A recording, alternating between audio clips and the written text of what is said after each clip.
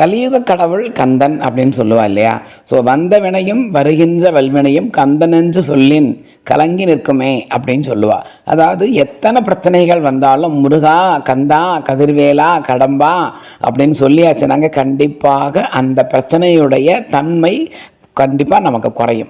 ஏன்னா பக்கத்தில் எங்கேயாவது உங்கள் ஆற்றுல பக்கத்தில் முருகன் கோவில் இருந்ததுனாக்க சஷ்டி திதியிலையோ இல்லை செவ்வாய்க்கிழமை கார்த்தால 7லேருந்து 8க்குள்ளே 6லேருந்து 7க்குள்ளே போனாலும் ரொம்ப விசேஷம். அது 7 மணிக்குள்ளே கோவிலில் இருக்கணும். நீங்கள் செவ்வாய் ஓரைம்பா அந்த 7 மணிக்குள்ளே கோவிலில் இருந்தேன்னா ரொம்ப விசேஷம். அந்த கோவில்லையோ இல்லை ஆற்றுலையோ விளக்கேற்றிட்டு இந்த ஒரு ஸ்லோகத்தை மட்டும் நீங்கள் சொல்லுங்கோ.